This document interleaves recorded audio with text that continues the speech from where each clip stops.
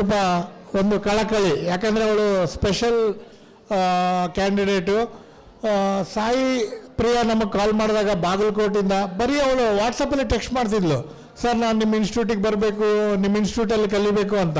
ನಾನು ಈ ಹುಡುಗಿ ಎದಕ್ಕೆ ಬರೀ SMS ಮಾಡುತ್ತೆ, ವಾಟ್ಸಪ್ಪಲ್ಲಿನೇ ರಿಪ್ಲೈ ಮಾಡಬೇಕಲ್ಲ ಇವಳಿಗೆ, ಆ ಹುಡುಗಿಗೆ ಬೇರೆ ಕೆಲಸ ಇಲ್ವಾ ಅಂದ್ಕೊಂಡಿದ್ದೆ ನಾನು. ಒಂದಿನ ಕಾಲ್ ಬಂದ ತಕ್ಷಣ, ಇಲ್ಲ ನಮ್ಮ ಮಗಳು ನಿಮ್ಮ ಇನ್ಸ್ಟಿಟ್ಯೂಟ್ ಸೇರಬೇಕು ಅಂತ ತುಂಬ ಆಸೆ ಇದೆ, ಭಾಳನೇ ವಾಟ್ಸಪ್ಪಲ್ಲಿ ರೇಟ್ಗಳೆಲ್ಲ ಕೇಳ್ತಾ ಇದ್ಲು, ನೀವೆಲ್ಲ ಹೇಳಿದ್ದೀರಿ, ಥ್ಯಾಂಕ್ಸು ಅಂತ ಹೇಳಿದ್ರು ಅವ್ರ ಮಮ್ಮಿ. ನಾನು ಯಾಕೆ ಬರೀ ಟೆಕ್ಸ್ಟಲ್ಲಿ ವಾಟ್ಸಪ್ಪಲ್ಲಿ ಕೇಳ್ತಾ ಇರಲ್ಲ ನಿಮ್ಮ ಮಗಳು, ನನಗೂ ಒಂದು ಸ್ವಲ್ಪ ಟೈಮ್ ಇತ್ತು, ರಿಪ್ಲೈ ಮಾಡಿದೆ, ಕೆಲವೊಂದು ಸಲ ಮಾಡೋಕ್ಕಾಗ್ತಾ ಇರಲಿಲ್ಲ, ಐ ಆಮ್ ಸಾರಿ ಅಂದೆ. ಇಲ್ಲ ಸರ್, ನೀವು ಪ್ರತಿಯೊಂದಕ್ಕೂ ರಿಪ್ಲೈ ಮಾಡಿದ್ದೀರಾ, ಆದರೆ ಅವಳು ಬರೀ ವಾಟ್ಸಪ್ ಮಾಡೋ ಉದ್ದೇಶ ಏನಂದರೆ ಅವಳಿಗೆ ಕಿವಿ ಕೇಳಿಸಲ್ಲ. ಅಲ್ಲ, ಯಾರಿಗೇನು ನಂಬಕ್ಕಾಗತ್ತಾ ಅವಳಿಗೆ ಕಿವಿ ಕೇಳಿಸಲ್ಲ ಅಂದರೆ? ಎಷ್ಟು ಅದ್ಭುತವಾಗಿ ಅವಳು ನೋಡಿ ಡ್ಯಾನ್ಸ್ ಮಾಡಿದ್ಲು ಅವಳು.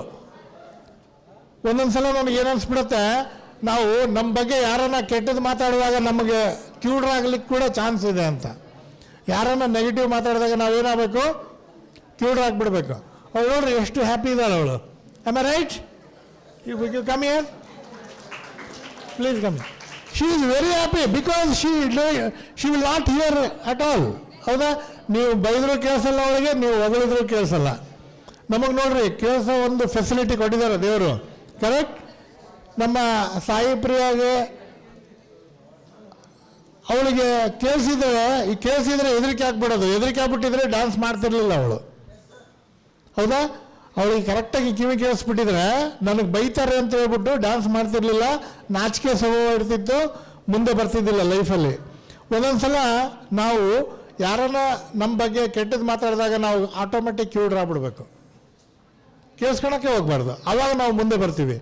ಸೊ ನಾನು ಎಲ್ಲೋ ಒಂದು ಕತೆ ಕೇಳಿದ್ದೆ, ಒಂದು 10 ಕಪ್ಪೆಗಳು 1 2 3 ಅಂದ ತಕ್ಷಣ ಓಡೋಗ್ತವೆ, ಆಮೇಲೆ ಒಂದು ಕಪ್ಪಿ ಮಾತ್ರ ಮುಟ್ಟತ್ತೆ, ಬಾಕಿ ಕಪ್ಪಿಗಳು ಗೋಲೆ ಮುಟ್ಟಲ್ಲ ಅಂತ. ಯಾಕೆ ಒಂದೇ ಕಪ್ಪಿ ಗೋಲ್ ಮುಟ್ಟತ್ತೆ ಅಂದರೆ ಅದು ಕ್ಯೂಡ್ ಕಪ್ಪೆ ಆಗಿತ್ತಂತೆ. ಇನ್ನೂ 9 ಕಪ್ಪೆಗಳು ಸೈಡಿಗೆ ನಿಂತವರು, ನಿನ್ನ ಕೈ ಏನಾಗ್ತಿತ್ತು, ನೀನು ಮರ ಹತ್ತಕ್ಕೆ ಚಾನ್ಸೇ ಇಲ್ಲ ಅಂತ ಬೈದು ಆ 9 ಕಪ್ಪೆಗಳು ನೆಗೆಟಿವ್ ಕೇಳಿಸ್ಕೊಂಡು ಅವು ಹೋಗೇ ಇರಲಿಲ್ಲಂತೆ. ಆ ಒಂದು ಕಪ್ಪೆ ಹೆಂಗೆತ್ತು ಮತ್ತೆ ಅಂತ ನೋಡಿದಾಗ ಆ ಕಪ್ಪೆ ಕ್ಯೂಡ್ ಆಗಿತ್ತಂತೆ. ಕರೆಕ್ಟಾ? ಅಲ್ಲ, ಎಷ್ಟು ಚೆಂದ ಇದೆ ನೋಡಿ ಇದು ಒಂದು. ಆದರೆ ನಾನು ಈ ಹುಡುಗಿಗೆ ನೆಕ್ಸ್ಟ್ ಮಂತ್ ನಾನು ಬೆಂಗಳೂರಿಗೆ ಜಾಬ್ಗೆ ಕಳಿಸ್ತಾ ಇದ್ದೀನಿ, ಡೇಟಾ ಎಂಟ್ರಿ ಆಪ್ರೇಟರ್ ಆಗಿ. ಓಕೆ, ಅನ್ಫಾರ್ಚುನೇಟ್ಲಿ ನಾವೆಲ್ಲರೂ ದೇವರಲ್ಲಿ ಪ್ರಾರ್ಥಿಸೋಣ, ಅವಳಿಗೆ ಯಾವಾಗ ಕಿವಿ ಕೇಳಿಸಂಗೆ ಆಗುತ್ತೋ ಆಗಲಿ, ನಾವಂತೂ ಪ್ರಯತ್ನ ಪಡ್ತಾ ಇರ್ತೀವಿ. ಲಾಜಿಕ್ ಕಂಪ್ಯೂಟರ್ ಸೆಂಟರ್ನವರು ನಿಮ್ಮ ಜೊತೆಗೆ ಯಾವಾಗಲೂ ಇದ್ದೀವಿ. Thank you so much.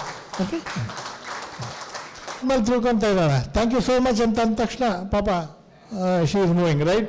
ನೋಡಿ, ನಮಗೆ ನಾನು ಹೇಳೋದಿಷ್ಟೇ ಫ್ರೆಂಡ್ಸ್, ನಿಮಗೆ ದೇವರು ಎಲ್ಲ ಕೊಟ್ಟಿದ್ದಾನೆ, ಮಿಸ್ಯೂಸ್ ಮಾಡಬೇಡಿ.